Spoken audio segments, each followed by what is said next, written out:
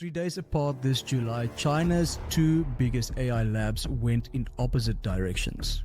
On July 16th, Moonshot AI put the largest open read model ever on the table.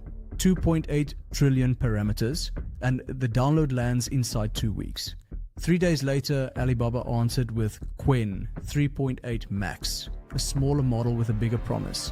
One you can't download, benchmark or verify, and while the internet argued about leaderboards, my agent kept working on my Mac Studio, running on models nobody can meter, retire, or take back. So this is not the news recap, it's the build the news just made obvious. Open weight models just became the builder's default, and one score almost nobody is quoting proves it. By the end, the exact stack on my machine is yours. And there's one context setting that silently breaks your whole agent if you miss it. Hey, I'm Johnny Null. I spent years building businesses the old hard way, managing teams, scaling operations, and doing everything manually. Today, everything I built, from automations and no-code infrastructures to fully AI SaaS products, has AI helping in one way or another. Firstly, let me quickly show you this. In South Africa, we call this a braai.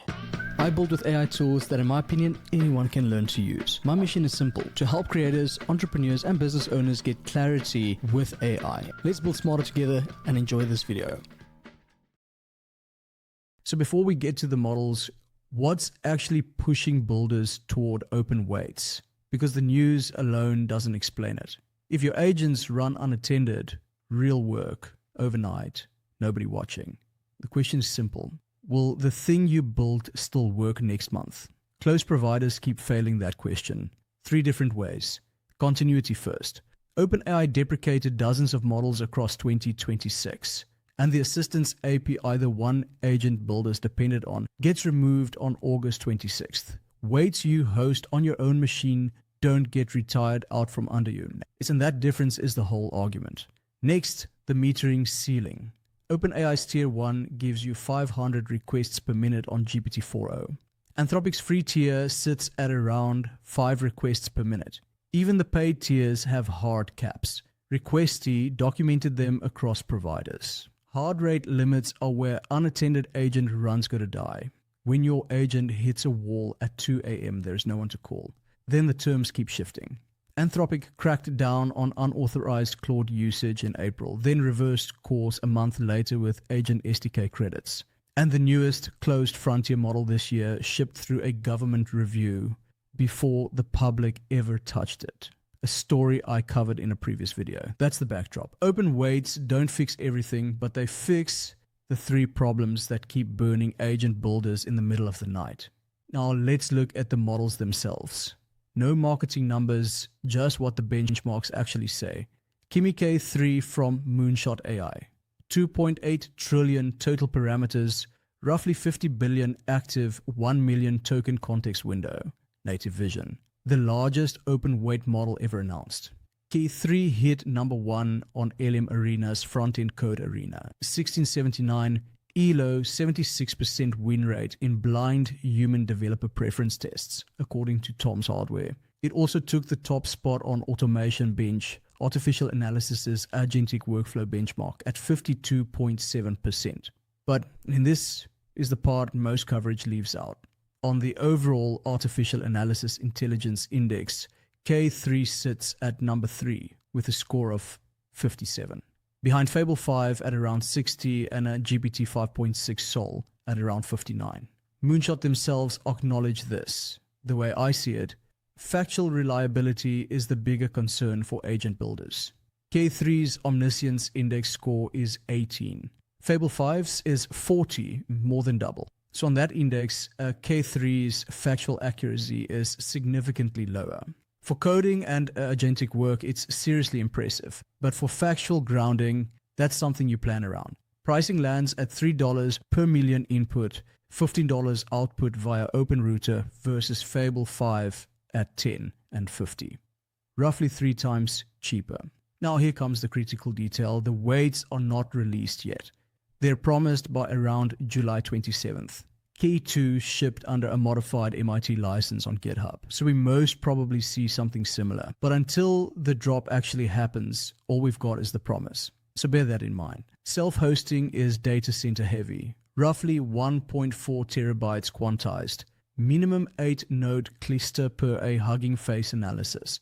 And the reasoning is always on. A quirk Simon Willison documented that matters for how we wire this later. So that's K3. Extraordinary at coding and agentic work, measurably behind on factual grounding and not yet on your hard drive. Let's move to the model you can actually build on today. NVIDIA shipped Nemotron 3 Ultra on June 4th, and the spec sheet reads like a statement. 550 billion total parameters, 55 billion active, up to 1 million tokens of context self-hosted. And guys, the license is the real story. OpenMDW 1.1 from the Linux Foundation. A permissive license adopted across the whole Nemotron family. That is about as open as licensing gets in 2026. Capability, straight up. On the same intelligence index, Nemotron 3 Ultra scores around 48, and GPT 5.5 medium sits at around 50. That's roughly mid-tier GPT 5.5 intelligence at about 1/7 the blended cost. 58 cents per million tokens versus $4.35. GPT 5.5 extended high scores around 60 on the same index and on Swebench verified. Nemotron's 71.9% sits well below Opus 4.8 at 88.6. It matches the middle of the closed frontier, not the top. And that's exactly the job we'll give it. What it does give you is room to build. A free account on NVIDIA's developer portal. Enough to prototype and test your agent. Exact limits in the economics section. The important part for builders, though, is the family. The Ultra itself needs data center class hardware nobody runs at home. But the family includes Nemotron 3 Nano, 30 billion total parameters, only 3.2 billion active. That runs on a consumer GPU. It runs on my Mac Studio through LM Studio and MLX right now. 21 to 87% higher throughput than llama.cpp per Groundy's benchmarks. It's the piece that ties the whole stack together. Before we build, one more model, the cautionary contrast. Alibaba previewed Qwen 3.8 Max on July 19th at the World AI Conference. 2.4 trillion parameters by Alibaba's own count, with the active parameters undisclosed, multimodal. Sounds impressive. But here's what it actually is today. Closed, API only, with open weights promised on no date, no license, and no repo. The claim that it's second only to Fable 5? That's Alibaba's own internal evaluation with zero published methodology, as TechC confirmed, and any coding benchmark circulating for 3.8 max is actually a 3.7 max number. A closed, unbenchmarked preview, 3 days after the rival open-sourced a bigger benchmarked model. That contrast tells you more than any leaderboard. Let's actually build the thing. Because guys, this is the point of the video. The frame I run is Hermes Agent, open source, MIT license, 70 plus built-in skills. And it runs my actual production work on the Mac Studio every day. The stack breaks into 3 tiers. Tier 1, a local model on your own machine for the always-on layer. That's Nemotron 3 Nano through Ollama or LM Studio, handling the background work that never stops. Scheduling, monitoring, and because it's local, there's no rate limit, no metering, and no API call that can fail halfway through an overnight run. Tier 2, hosted open endpoints for the heavy lifting. Nemotron 3 Ultra on NVIDIA's free developer endpoint, and K3's API for the agentic heavy jobs. API only until the weights drop. Tier 3, and this is the part most open weights videos skip, a closed frontier model for the hardest problems. Fable 5, GPT 5.6 Sol, whatever scores highest on the task. Let me quickly show you the wiring. Setting up the NVIDIA provider in Hermes is essentially one command. Hermes chat, provider NVIDIA, model Nemotron. Local models go through Ollama with a base URL pointed at localhost. And dude, the Nano model on MLX is actually quick. 3.2 billion active parameters means it generates like a 3B model. But the critical part most people miss, the setting I flagged at the start. Ollama defaults to a small context window, and Hermes need at least 64,000 tokens. Miss it, and your agent silently loses context. Garbage output, no warning. Key 3 has its own version of this. The reasoning trace must go back in full every turn, or the model breaks its own chain of thought. That's why K3 sits in the hosted tier, not local, and here's where this bites people. Hermes ships permissive by default. 9 CVEs on record from CSA Labs analysis. And I walked the full lockdown in the GPT 5.6 setup video. Why are the providers, permissions, and security files wrong? And that's how setups end up exposed. In the vault, we've already solved this. The Hermes OpenStack pack has the provider config files for these new open endpoints, the routing setup, the architecture files, and the complete security and permission hardening files. Everything to run Hermes locally the right way. Plus the community where we troubleshoot this live. The link is down in the description below. Alright, back to the economics. The free tier is a workshop, not a factory. 40 requests per minute on NVIDIA's community tier. 50 requests per day on OpenRouter free. Enough to build and test your agent. Not enough for production volume. Self-hosting. And honestly, this is where the bad advice lives. The breakeven is not a weekend project.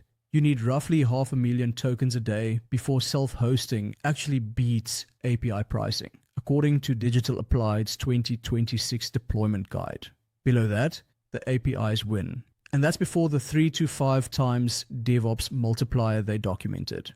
Salaries, model update cycles, infrastructure overhead. At low GPU utilization, your cost per token jumps roughly 10 times higher than premium API services, and where the capability matches.